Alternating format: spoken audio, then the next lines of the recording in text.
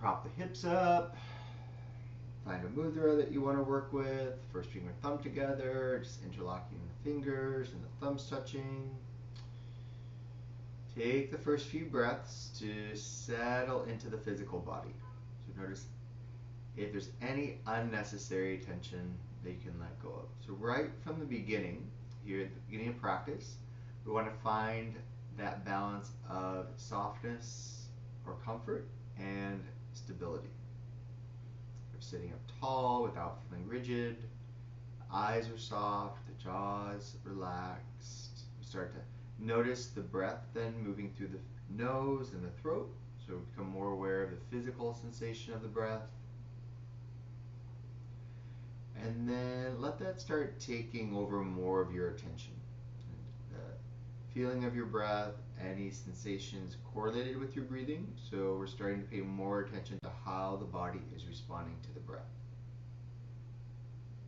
And at this point, don't even try to control the breathing or create a particular ratio. Just allow the inhalation and exhalation to lengthen on its own just by bringing attention to the breath.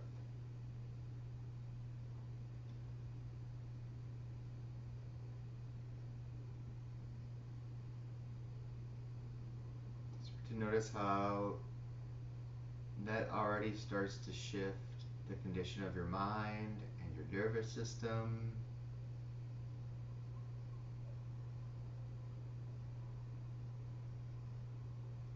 We'll take some time now to focus on our intention for class.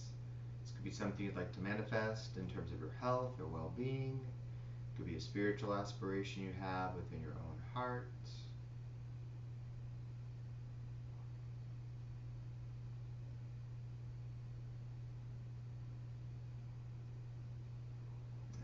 Continue to focus on that intention. Take the next 3 breaths with awareness at the heart center, right behind the sternum.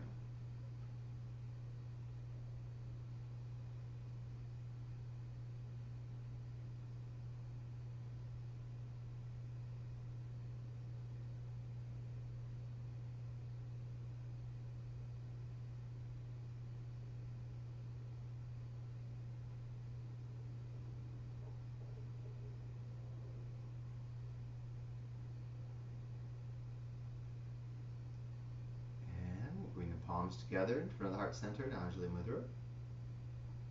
Just can trust that our practice today supports this intention, moves it towards its fullest expression. We'll chant Hari Om 3 times together to open up the practice. Inhale.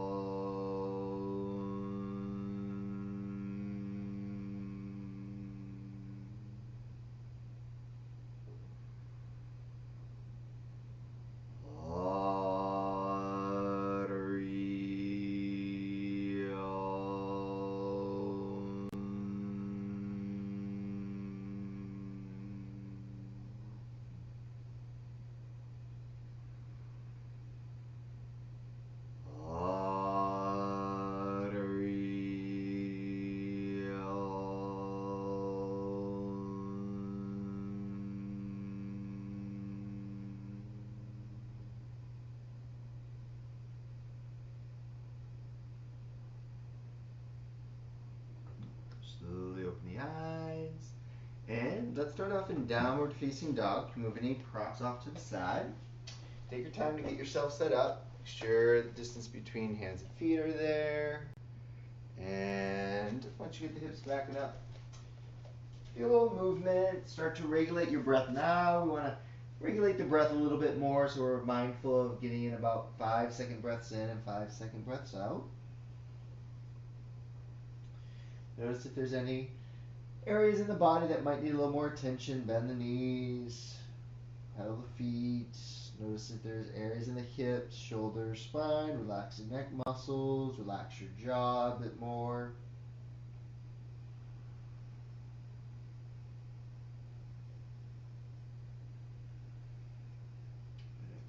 Get the shoulders over the wrist now. We're going to take a 1-minute plank pose. Oh my gosh. Remember, you can bring the knees down at any point. You can also do this on the forearms if there's any other wrist issues. Keep regulating your breath here. You might take a little bit of movement, maybe in your shoulders, to adjust where you feel like the work is happening for you in the chest and the back muscles. Then we can start tapping into some of those deeper rib cage muscles that wrap around toward the abdominal wall. If the knees are up, legs are pretty charged here. You're already halfway there.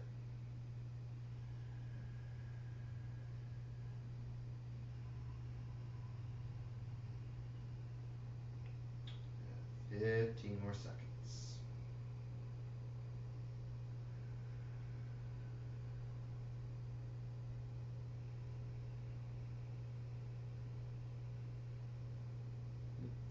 On the next exhale, bring the knees down. Bring the knees and feet close together. You're going to sit back on the heels in Vajrasana. If you need a block, bolster, or combination of props to make this more available for you, go ahead and set yourself up. And we'll have the palms together, interlock the fingers, have the forearms close together. That's just right here at the beginning. Get some opening here for the wrist joints, forearm muscles. Reverse the direction, moving those hands in a figure 8 shape.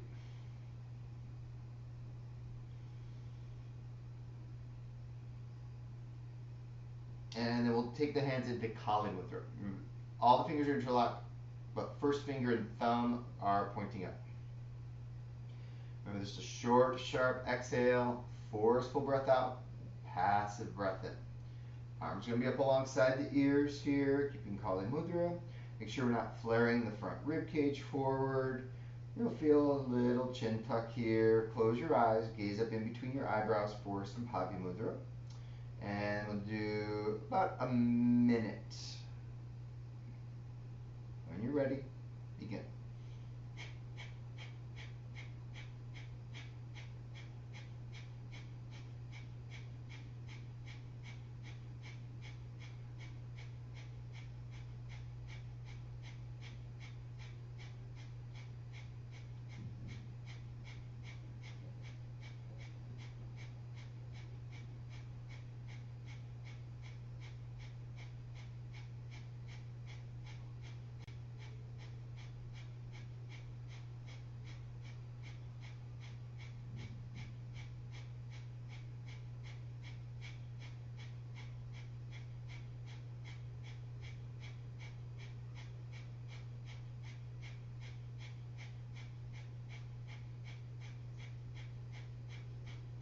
Deep breath in. As you exhale, lower the hands down. Keep the mudra. Have it right in front of the sternum. Relax your eyes. Relax your shoulders. Take a couple breaths for observation. If you need to adjust the lower half of the body, feel free to do that before we go into the second round. And then we'll take the arms back up. Sambhavi Mudra. Gaze up in between the eyebrows. And begin the second round.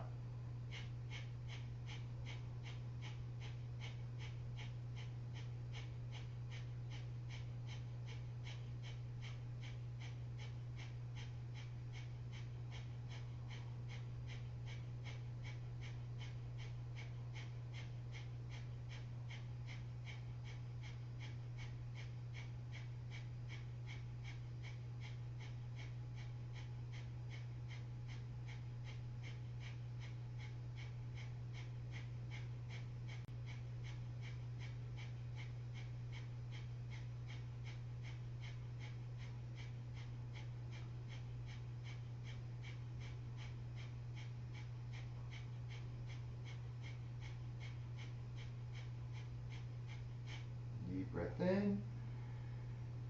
Exhale. Kali Mudra in front of the heart center. Relax shoulders. A few breaths for observation. You might notice the inhalation comes in with less effort. Notice the condition of your mind.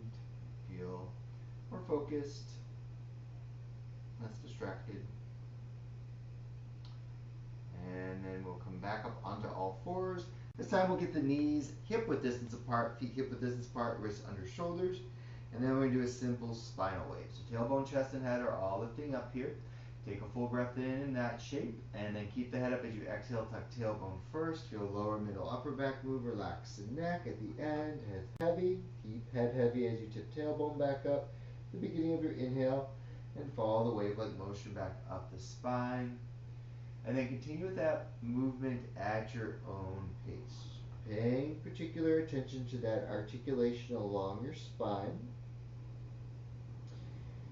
And as you start to refine this practice, I know a lot of you have been out there with me for a while, see if you can create this feeling of fluidity with that movement, which means you might not even feel like you're articulating the movement as much, right? Like it's not so perfect, but start to soften the movement a little bit. Sometimes we can get really rigid trying to be very exact, and we're not ever going to get exact articulation with each vertebra. So just soften that up. Start to really feel like the breath supports the movement.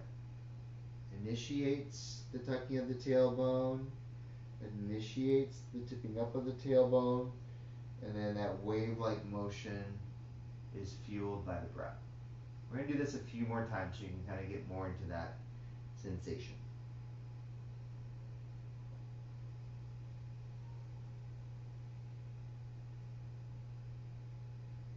Follow through with your breath.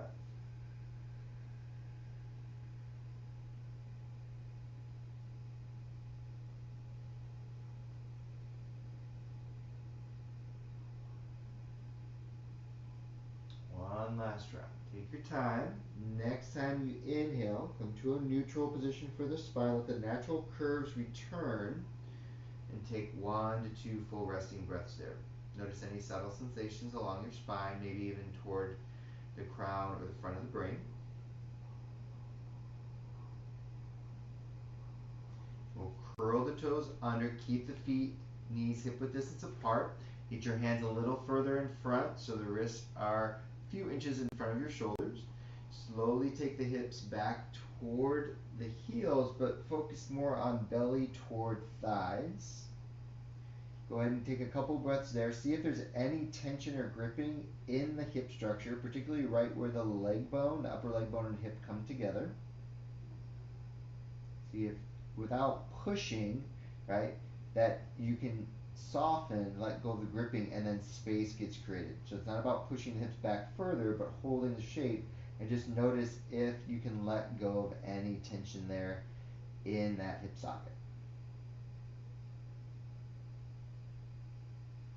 And then the next breath in, we're going to come forward, shoulders back over the wrists, and then downward facing dog.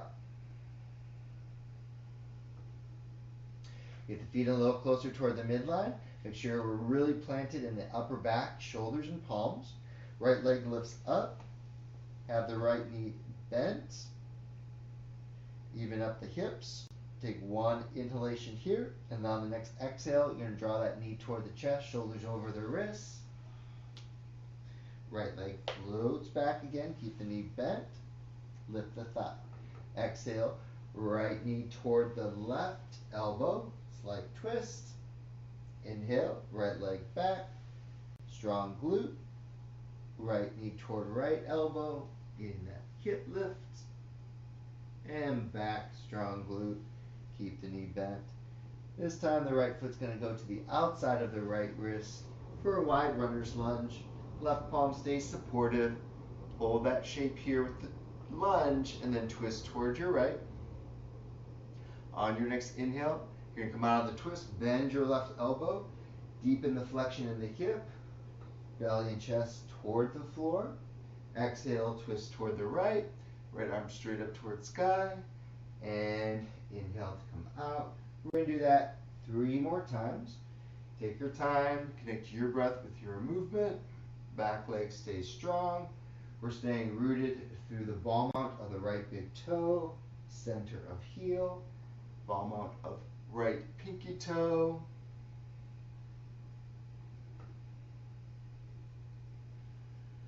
And after those 5 rounds, we're going to bring that right palm back down. Take the right foot back, your choice. Either go directly into downward facing dog or take a vinyasa on the belly, chaturanga or ashtangasana, cobra here, and then downward facing dog as you exhale. We'll all meet back up in downward facing dog. And after a resting breath there, we'll bring the feet closer together. Left leg lifts up, knee bent, focusing on engagement of hamstring and glutes here, keeping the hips pretty even. Next exhale, left foot or left knee goes forward, shoulders over wrist. Inhale back. Take a slight twist, knee toward right elbow. Back on the inhale. Toward the left elbow. And back. And wide runner's lunge. Set up the lunge. Right arm, shoulder supportive. Twist towards the left. And then that dynamic movement of inhaling. Forearm, belly, chest toward floor. Exhaling, twisting toward the left. Now there'll be a tendency as you continue to do this to really drop that right hip when you're twisting. And just be aware of that. The hip's going to move a little bit, but if we're stuck along the spine somewhere, we'll have a tendency to rely more on the hip to drop than the twist from the lower rim of the ribcage. Just be mindful of that. Sometimes that will happen, and it might happen on one side more than the other. And after those 5 rounds, take your time. You'll either take a vinyasa on the belly or go directly into downward facing dog. You take upward facing dog if you're feeling warmed up enough. And we'll meet in downward facing dog. We'll take a couple of resting breaths there. And we'll walk the hands toward the feet. Once the heels are on the floor, come up halfway into Urdhva Uttanasana. And then Padhastasana. Deep forward fold. Hands under the feet, toes tucked toward the creases of the wrists. And once you're here, if you want, you can create more of a taut feeling in the arms, but make sure the neck muscles and jaw are relaxed. A little decompression here for the wrists, shoulders, and spine. Conscious breathing.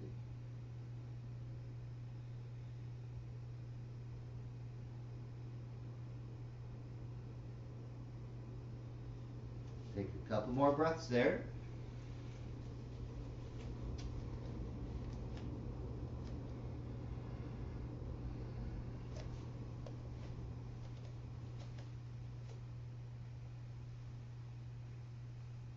We'll release the binds. Strong legs, belly, and back on the inhale to come up. Sweep the arms to the side. Touch palms overhead. Do a little lean back. And then neutral spine, rib cage and hips. And we'll find Tadasana. Just take a couple resting breaths here. Make sure the knees aren't locked out. Feel that stacked position of the shoulder blades, rib cage, hip structure, leg bones.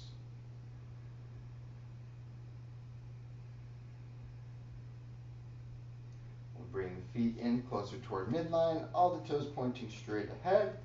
And every breath in, we'll lift the heels up. We'll sweep the arms to the side, bend elbows, upper arms toward ears as you take fingertips toward shoulder blades, and then heels down and arms down. And we'll continue with that. Soft gaze at one point to help maintain balance and concentration. Make sure we're getting in that rotation in the shoulder joint. So sometimes I'll see people and they'll keep their elbows way out here. See if you can get the rotation in so that the shoulder rotates the upper arm toward the ear a little more. Do one more.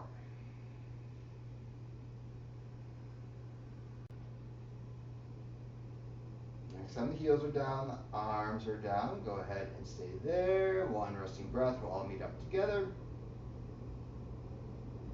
And then next inhalation, arms up. This time you can lean back. You might engage your glutes a little bit. Take a forward fold. Let's keep the legs closer together as long as that feels okay on the forward fold. Doesn't do any pinching. And then we're going to walk the hands forward. Getting into the top of a push-up with the legs close together for Vasisthasana. I'm going to start on the left arm, so left palm or forearm supports. And if you need to modify this shape in any way, such as taking the sole of the right foot on the floor or bringing the left knee down under hip, feel free to do that. Otherwise, we've got this position here where ankles are stacked over each other.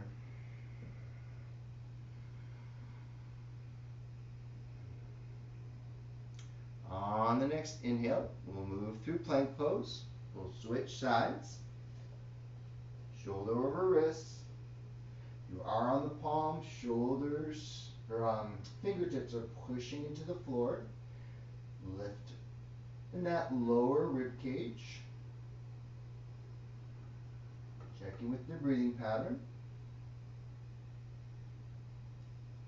Next inhale, float through plank pose. We lower all the way down to the floor. We're going to stay here. We're going to lift the chest up just enough to lengthen the navel. Bring the flat of the belly down. Let the feet go more hip width distance apart. Interlock fingers over the hips. Arms straight. Keep a lift to the chest. Engage glutes. Lift feet up. And see if we can get slightly more of a lift in the chest. Lengthen through the front of the throat. And broaden the collarbones. Locust pose. Checking with the breathing pattern. A little more tension in the upper back and chest as you breathe in.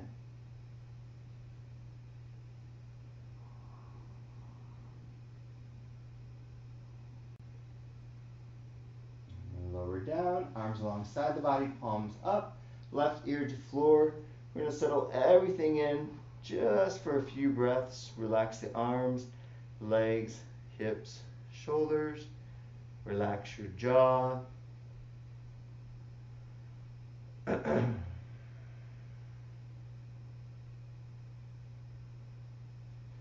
On the next inhale, lift heart and head up. Turn your head to the other side and lower down. Settle everything back in, allowing heart and breath to regulate a bit.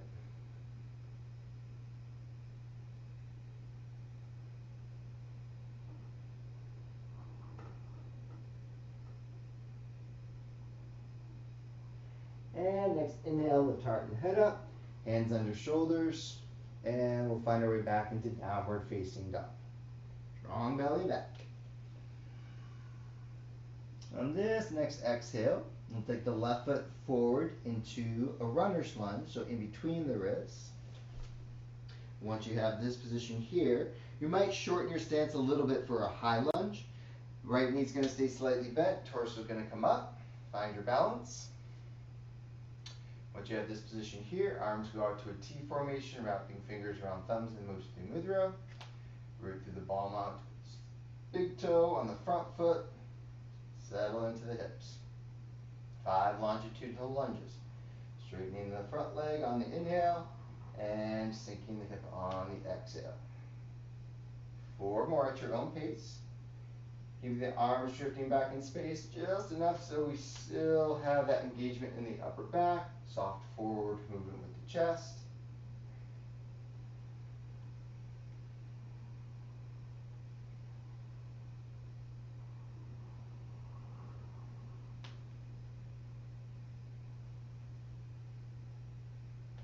After that 5th and final lunge, we're going to bring fingertips to the floor. You can use blocks here if you don't feel much support through your arms.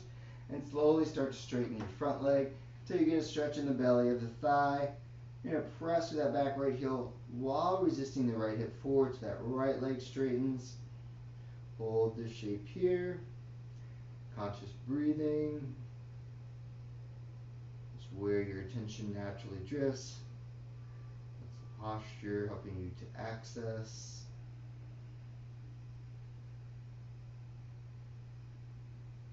One more breath in the forward fold. We're going to keep that back leg strong and straight, bend left knee. Take torso up away from floor, lengthen, then twist right arm braces against the thigh, press palms together, stack the elbows. Any other variations here that might be available for you at this point? With the binding of the arms, feel free to take those. Otherwise, keep that arm against the thigh, keep lengthening sternum away from belly button.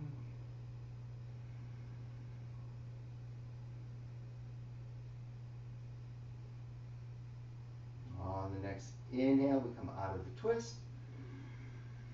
Palms down. Then another opportunity here, your choice, vinyasa on the belly or directly into downward facing dog. So it's a time of year where sometimes we feel like we need a little more movement. Sometimes we're feeling a little more lethargic, stagnant, right? We're kind of releasing some of that kapha, that heavy energy from the winter. If you're feeling more uneasy, anxious, and things where you feel like your practice needs a little bit more grounding, go ahead and skip the vinyasa or simplify it. If you need a little more movement, add those vinyasas in. You're going to change sides. Right foot goes forward. Make sure that stance from front to back foot feels good to you, where you can really settle into the hip, no forward pressure in the knee, and you have balance.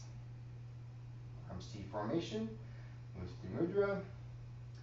5 longitudinal lunges. Take your time. Inhaling up, exhaling down.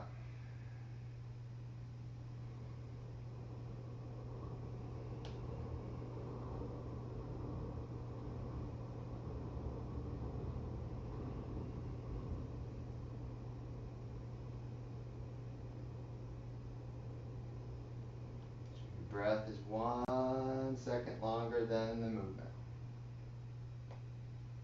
Your 5 lunges. Fingertips to floor. Slowly start to straighten the front leg. You reach that stretch in the belly of the thigh. Press your back left heel, resist left hip forward. You might feel a bit of a drop on the right hip when you do that. And hold the shape without struggle, without strain, without feeling like you need to push yourself into a deeper stretch. And like we do with that one exercise, we hold the shape. Just notice if there's any shifts that occur in the hip structure. And maybe for some of us, it might be deep in the hip joint, might be some muscles that are around the hip, glutes, or maybe somewhere in the lower back.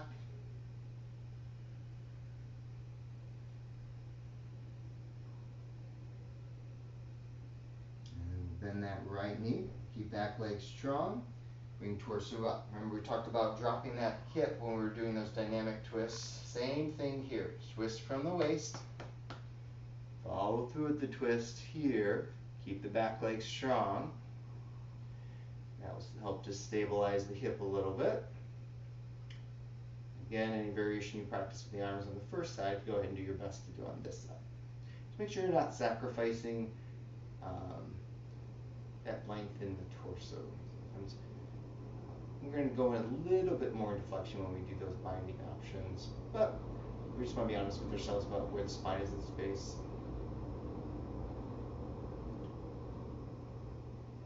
Come out of that twist on the inhale, and downward facing dog or vinyasa on the belly. Yogi's choice.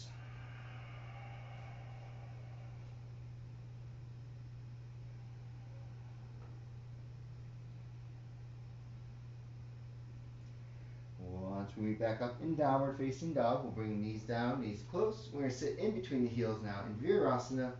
So use a block bolster, a combination of props here so the hips are supported by something if they don't reach the floor. There should be no pain in the knees or the ankles here. Once you get the lower half of the body established, and take alternating swimmers. Right arm up, left arm underneath. As you exhale, we'll draw the fingertips toward each other along the spine. As we inhale, we switch the arms in the opposite direction, and we exhale, fingertips toward each other. As you do this on your own, be very sensitive to the rotation in the shoulder joint. Sensitive to the rotation in the shoulder joint. Making sure also that we're not forcing that lower arm. Right? Want to explore boundaries through repetition. Don't force anything, particularly with that lower arm. That one's going to go into internal rotation. You don't do that rotation a lot with the shoulder.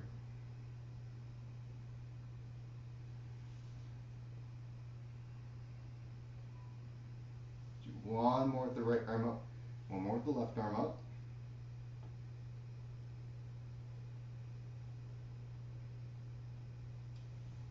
That. Good. We're going to come forward, take any props off to the side. Bring forearms down. Interlock fingers. Curl the toes under. Press through forearms, lift hips into dolphin pose. Heads off the floor. Gaze in between the elbows. You can bend the knees here if it helps you to get more of a lift in the lower belly.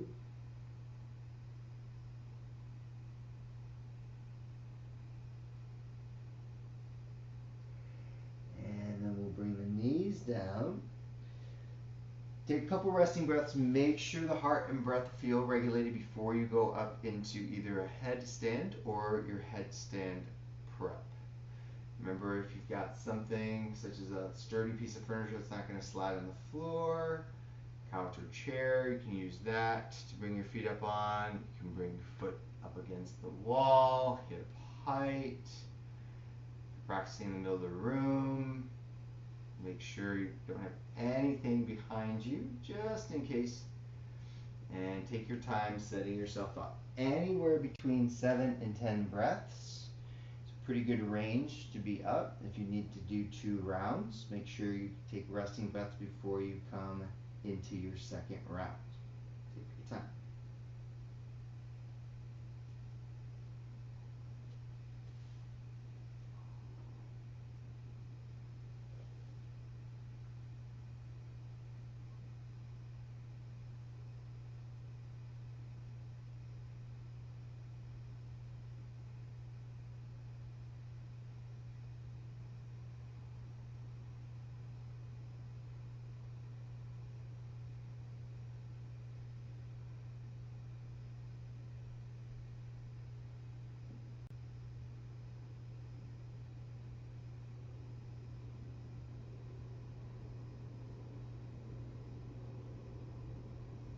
No breath retention.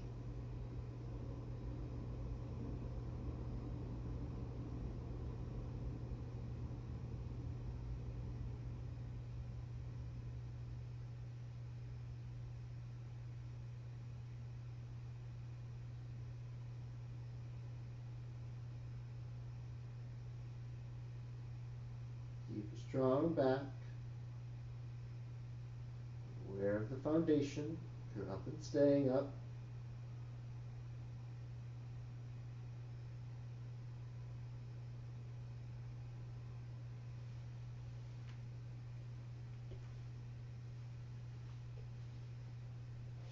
Take resting breaths before you move your way back into the original place in the room if you've moved toward a wall.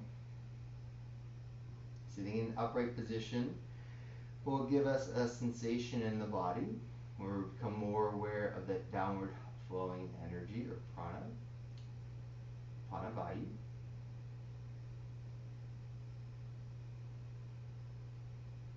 Just no dizziness before you move your way back to your original place in the room.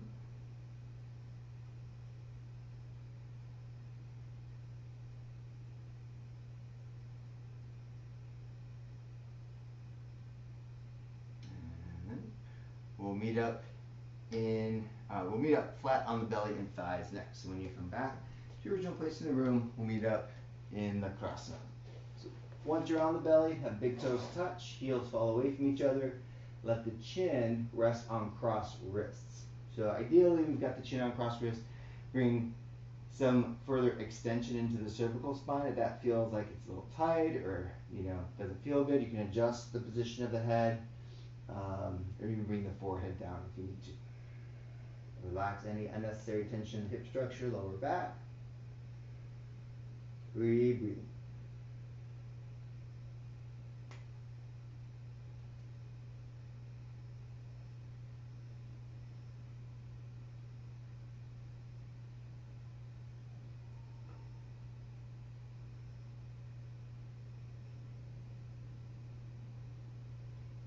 We'll lift the heart and head up. Give feet more and legs hip width distance apart. Tops of the feet to the floor. Scoop elbows under the shoulders for Sphinx pose. Do something a little different in Sphinx pose. Just bring some compensation also in the upper back and neck from the headstands. And once you have this position here, we'll go ahead and keep the shoulders back, but let the head drop toward the floor. That stretch in the upper back and neck.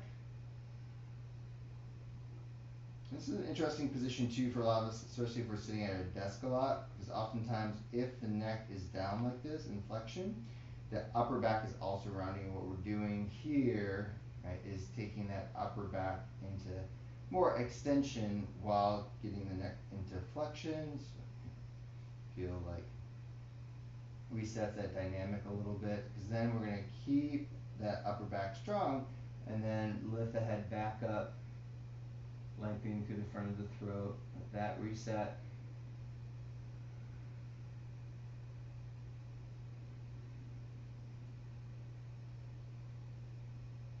And we're gonna nice long feeling on the floor with the belly. And then we'll reach back for the outside of both ankles, right at the crook of the foot there. Locust pose, remember, engaging glutes and broadening the collarbone. Same sensation here before you start lifting up. And finding bow pose. Free breathing in Dhanurasana.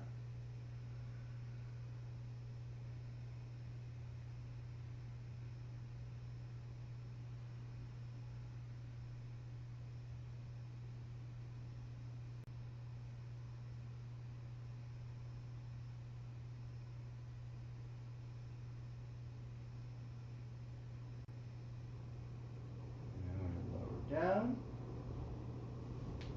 and then get arms back underneath like you did for Sphinx pose, so elbows under shoulders, forearms and wrists shoulder distance apart. That's where we're starting, and that sets us up for half frog. Get the left forearm now at a slight angle inward, and then reach back for the inside of the right foot. Remember the Fonzie technique, thumb goes all the way back. So you reach for the inside of the foot with the thumb pointing straight up.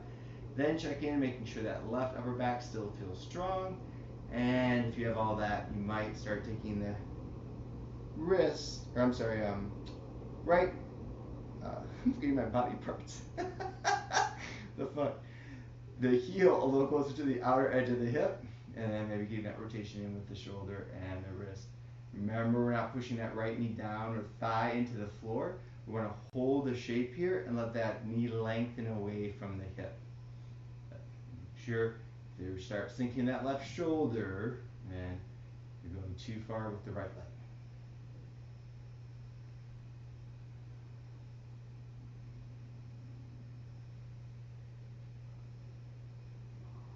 Release that bind. The other thing I've done too with some of my private students, I say in class once in a while, you can also move this elbow slightly forward if you feel like getting into that shape is a bit much for like the sacral area, or right in that lower back sacral area. It just, when you lose the joint support, right, when the joints aren't stacked over each other, you can sometimes lose a little bit of integrity. It takes a little more muscular effort. So, but you can play around with that. It might help you to lengthen the lower back a bit more. So, explore where the position of the elbow is. Like mine's a little bit further in front of my shoulders now, for instance, and that does feel like it can get a little more length. So, play around with it.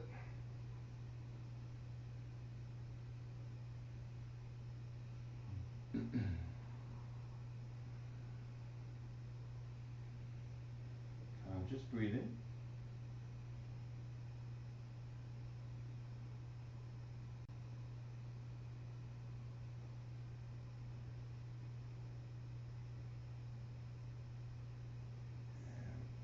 Release that bind.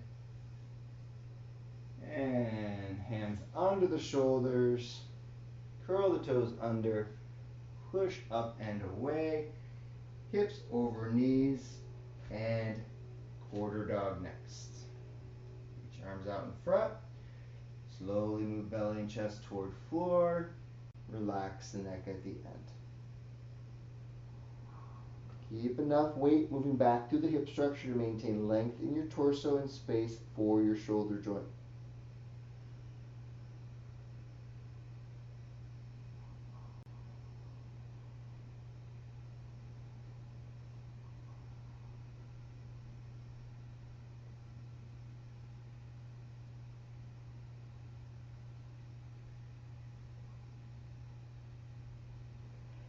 Next inhale, lift heart and head up. Hands can slide back. Next posture, I'll give you a couple of options before we get onto the back here. We're going to either move into Urdhva Dhanurasana, or if Urdhva Dhanurasana isn't for you today, you can do another round of bow pose. If there's another back bend that you feel is available to you, that gives you an opportunity to explore, a deeper extension for the spine, you can choose that as well. Otherwise, we're going to roll onto the back and do inverted bow. Take your time to set yourself up. We're going to do 2 rounds. Two rounds of Urdhva Dhanurasana. So we've got a good 4 or 5 full breaths once we're up and staying up. Feet hip width distance apart, parallel. Make sure when we do initiate the lifting up that the feet don't splay out. They might go a little bit outward, but stay planted to the soles of the feet. We've got the hands next to the ears. Make sure they're not too close. That oftentimes will inhibit the straightening of the arms or jam up the shoulders. Once we have all this here, we can engage the glutes to lift hips up. You can stay in the position where you're slightly on the top of the head, palms and soles of the feet, or push into those palms and lift the head up. Free breathing here. Strong glutes, strong back line, strong upper back.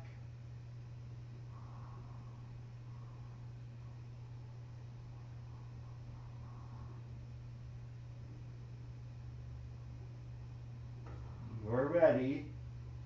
Lower down, tuck that chin toward the collarbones. So shoulders come down. And let's make sure we take some resting breaths here. Even going beyond the point where you feel like you already have regulated your heart and breath feels a little regulated. You can go beyond the point where you feel back to being grounded. I want you to find this balance with this next Urdhva Dhanurasana, or even when you're practicing bow, find the contact points on the floor and feel that connection to earth when you're in this shape. When you're in Urdhva Dhanurasana, connect with the feet, connect with the palms, and connect with the strengthening quality in the back line of the body. Yes, we're opening up the front line, but also connect with the strengthening of the back line. Notice that shifts the posture energetically for you, or how the posture feels. And do the second round.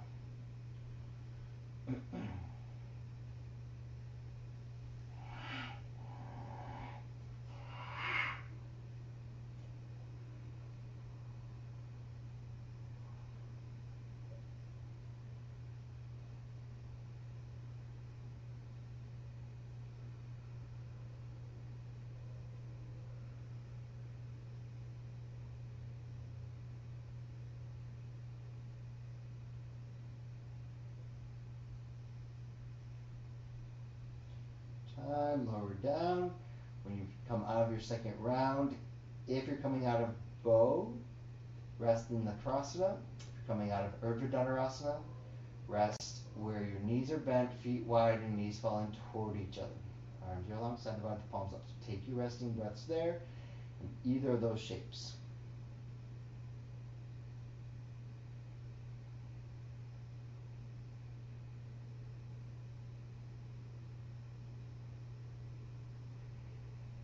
Now, if you're in bow pose, recommend taking,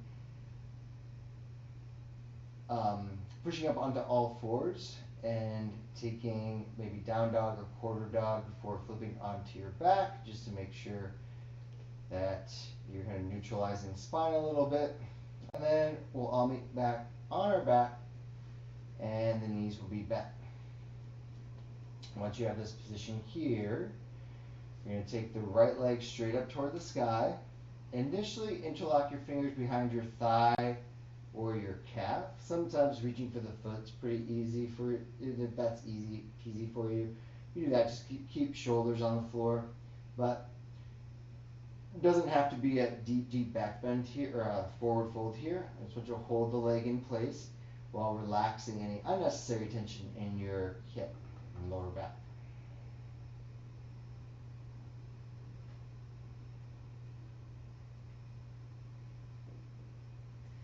Now, without the bind, see if you can keep the right leg there. We'll shift a little bit. Arms go parallel to the floor, palm facing the midline of the body.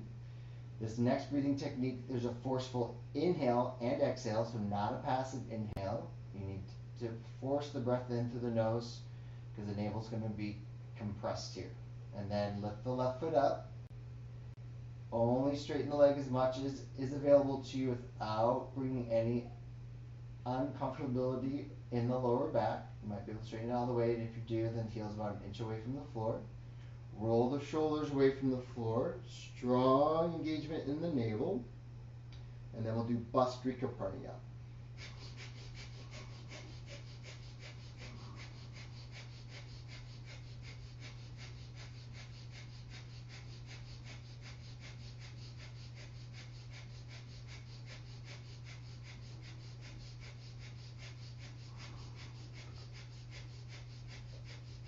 Inhale. Exhale, go back to the starting position.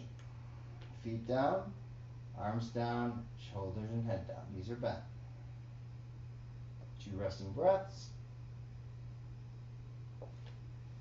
We'll set up the second side. Pretty flat lower back. Left leg lifts up. Find a bind. That's super comfortable. And we're keeping that leg in place with the upper body relaxing. The left hip.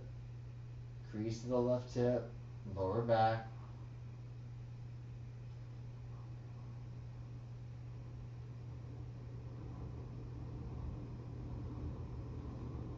And then we'll keep that left leg up, arms parallel, palms face midline. You'll lift that right foot up, feel lower abdominal muscles engage. Only straighten the leg as much as is available to you. And then upper abdominals fire up more as you lift shoulder blades up. And then Bhastrika Pranayama.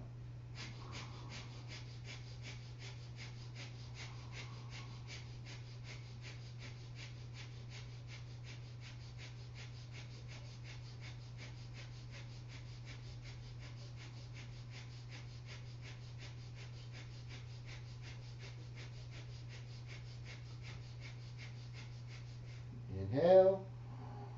Exhale, starting position, soles of the feet on the floor, knees bent, relax, arms, head, shoulders, few resting breaths here.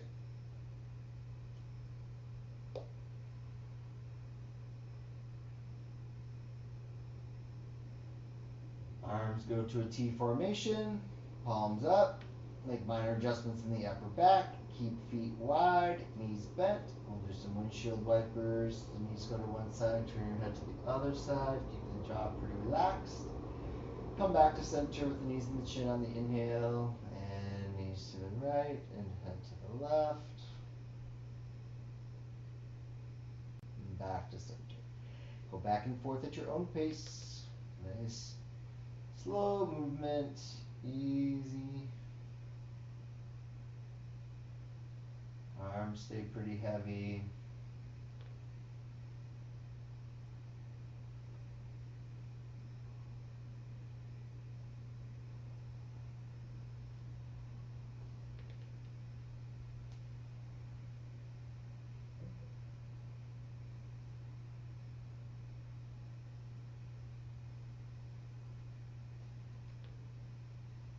And you come back to center. Getting some deeper back bending today. If it feels good to bring knees into chest or grab the inside of the feet for happy baby. Rocking from there in either of those two positions.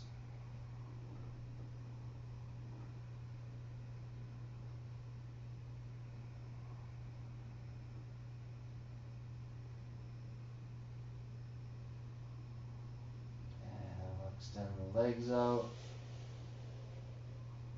At this point, take a moment to assess the physical body. If there's any other simple pose that would bring further compensation into muscles, joints, or if you set yourself up in any particular way, it's something under the knees, over the eyes, or another layer of clothes to maintain body temperature. Go ahead and set yourself up for corpse pose. I'll meet up in corpse.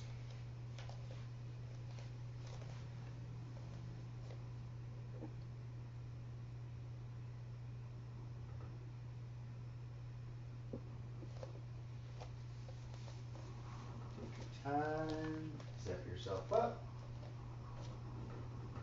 Finding that most comfortable position for hips, lower back, shoulder blades, and base of the skull.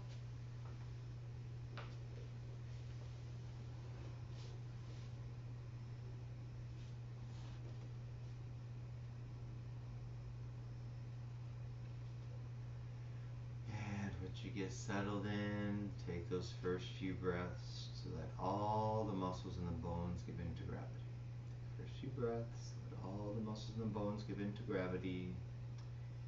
Inhalation helps the attention get drawn inward, become more aware, creating space.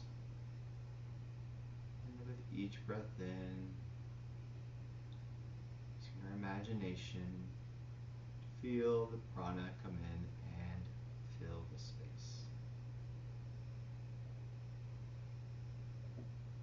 There's nothing to do.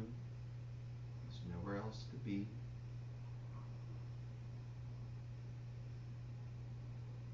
There's nothing to do. There's nowhere else to be.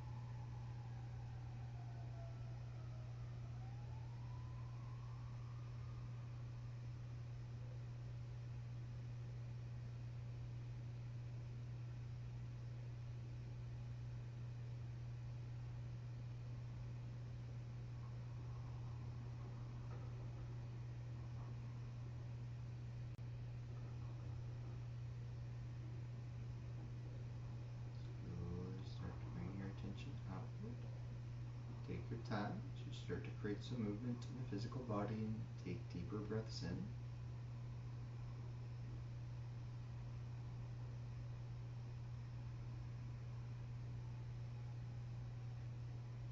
Becoming more aware of the space around you. Eventually find your way back up to a comfortable seated position. You may want the hips a little higher than the knees for some breathwork, concentration, and meditation.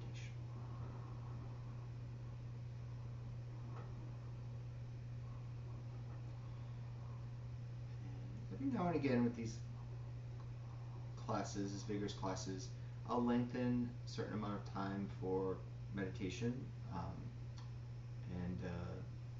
So you want to make sure you're comfortable in between.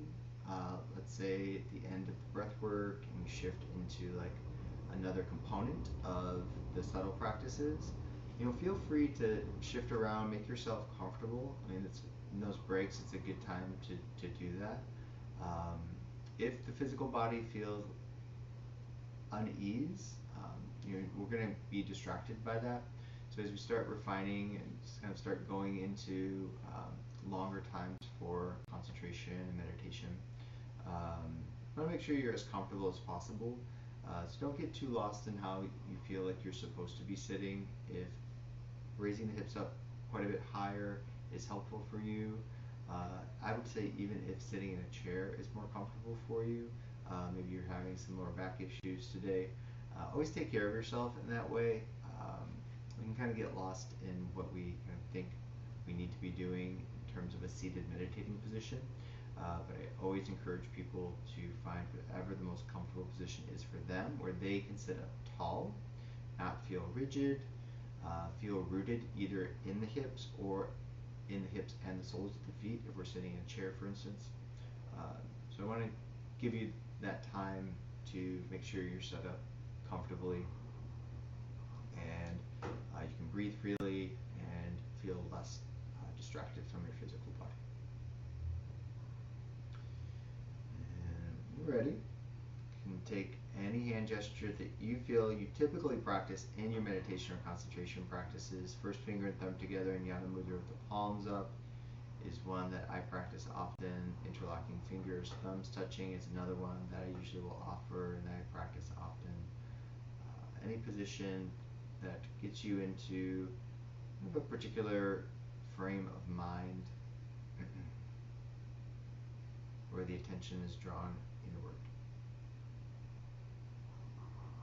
Once you're all set up, start to focus on the physical sensation of the breath through the nose and the throat. Remember that physical sensation is always a good place to draw our attention back to if the mind wanders excessively.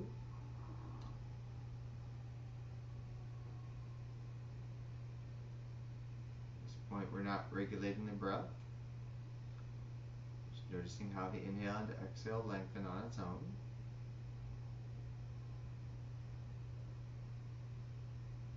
As we continue to focus on that sensation of the breath moving through the nose, we bring our attention to two particular points. The first point is at the center of the brain. This will be when we're drawing our breath in. And then the second point is below the nostrils, outside of the body, about the height of your collarbones. And this point we'll draw our attention to as the breath is moving out of the nostrils.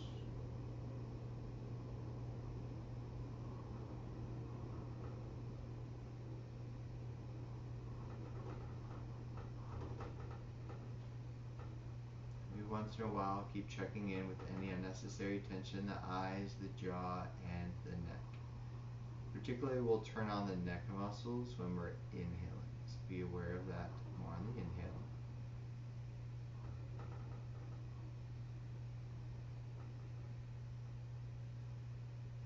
We'll add a short 1 to 2 second breath retention. As we hold the breath in for a couple of seconds, we let our attention hover at the center of the brain, and during that short external breath retention, we allow our attention to hover at that space in front of the collarbones.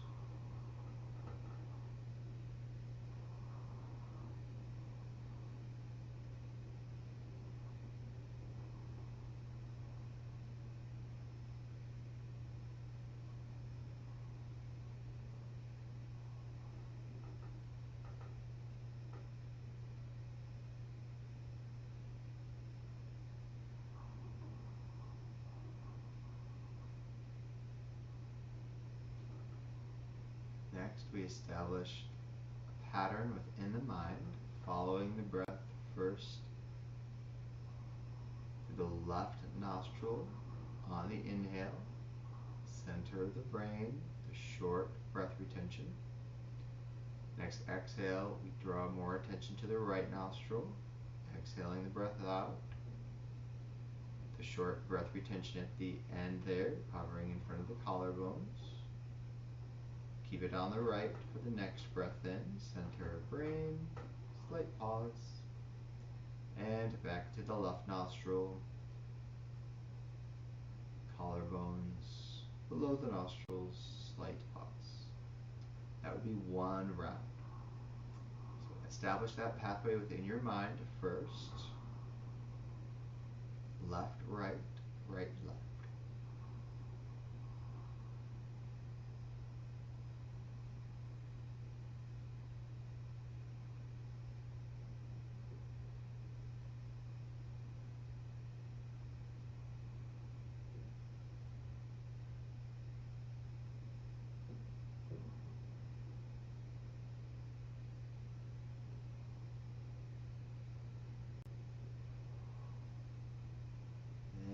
Begin to add a ratio to the breath. 6-second inhale, 6-second exhale, and anywhere between a 2 to 6 second breath retention. You'll want your internal and external breath retention to be the same count. And if 6 seconds it feels like it's a little bit long for you for the breath in and out, you can always knock that down to a 5 count.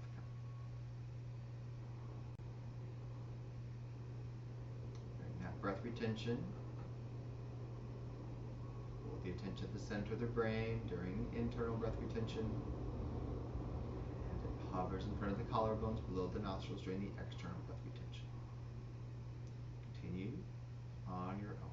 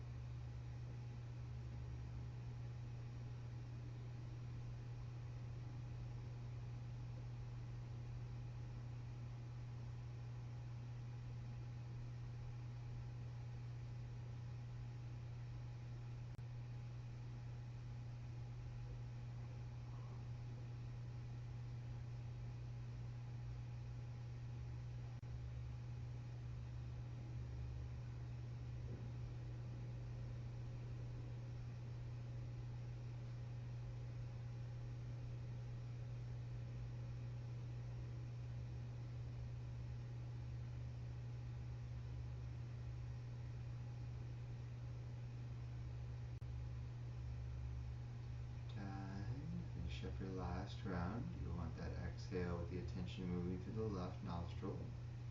And eventually the attention hovering at that space in front of your collarbones below the nostrils. Take your time.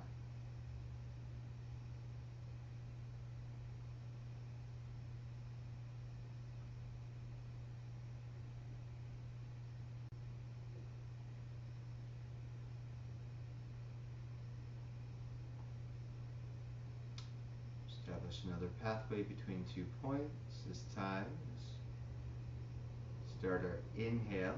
The awareness of that space below the nostrils. We take your attention through the nostrils, past the center of the brain now, down the midline of the body, to a space deep in the center of your body behind the belly button.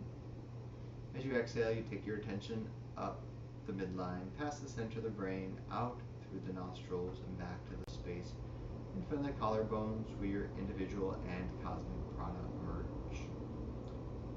Establish that pathway within your mind and observe the sensations along the way. And although we're not practicing a conscious breath retention, right, so we're not creating intentional kumbhaka or breath retention, you might find that there's a natural suspension of the breath, maybe spontaneous suspension of the breath that happens. You might also become more aware of the gap or the moment that lies there between the inhale and exhale naturally. So those are occurring for you. Just allow that to happen naturally. And sometimes people will imagine colors, images, anything that arises within the mind, particular sensations. We're not trying to suppress anything. If it comes up naturally, we want to acknowledge it. As we're doing the practice, we want to make sure we're not feeding the mind with expectation or attachment.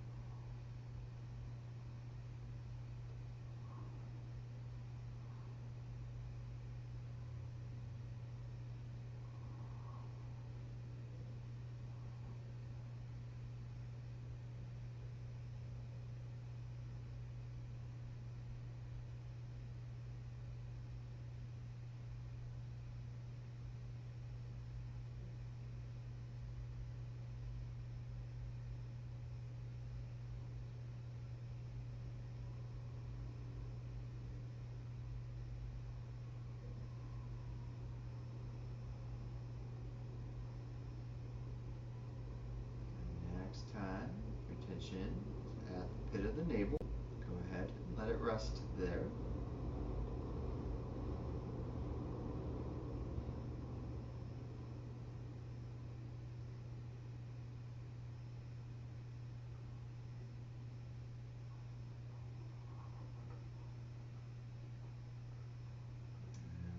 Slowly take our attention outward from the pit of the navel toward the periphery of the body.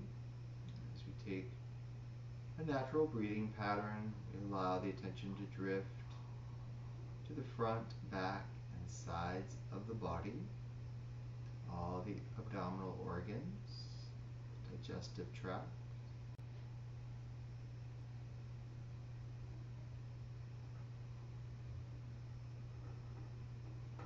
The intention that where our attention goes, the intelligence of prana follows. So we take our attention downward and upward, but still out in all directions. Get up to the lungs and down into the reproductive organs. Considering even the space between the cells, space in the cavity of the rib cage and the hips, joints. We get to the shoulders. We start moving up toward the throat, thyroid and parathyroid glands, through the legs, starting down to the arms.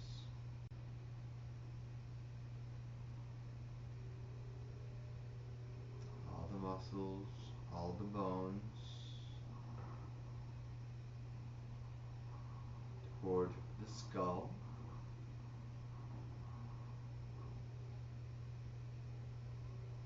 Envelop the whole spine, the base of the skull down to the tip of the tailbone.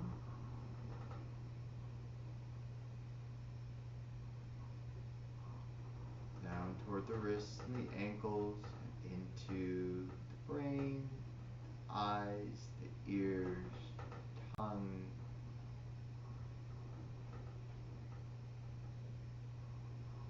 to the palms, the soles of our feet, to the crown of the head, and all the way to the fingertips and the toes.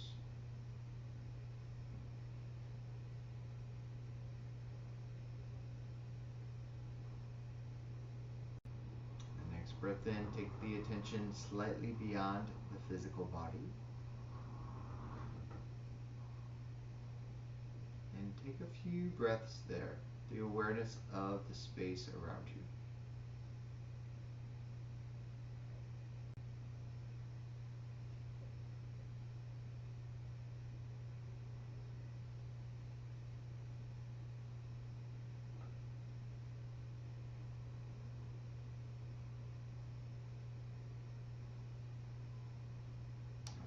Next exhale, bring the attention back to the spine and your hips. Notice your body weight supported by the spine, the shoulder girdle, the hip structure,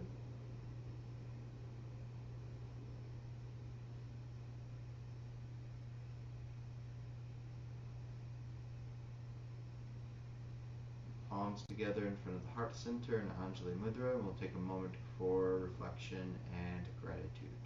Anything that moves through our hearts, our minds, we'd like to acknowledge, give thanks for, consciously align with.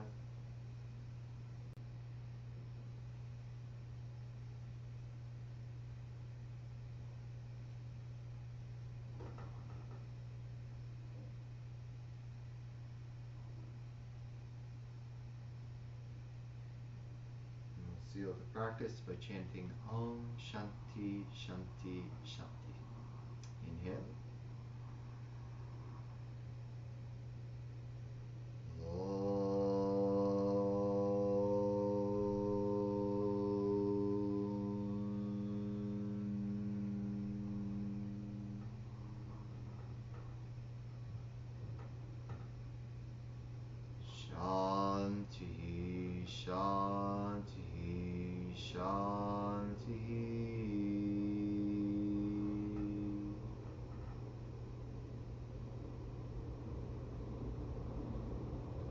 all beings, without one exception, know peace, and to be released from suffering. So it is, and so it shall be. Namaste. Guys, thanks for coming to class. Thanks for joining me live. It's always good to have you all out there practicing together. I love it. If there's ever any questions or you have any suggestions, please email us at info@tejasyogachicago.com. Keep an eye on the schedule too. Our updated schedule for May is on the website at tejasyogachicago.com. So you can always look for the most updated schedule there. And then you remember when you log in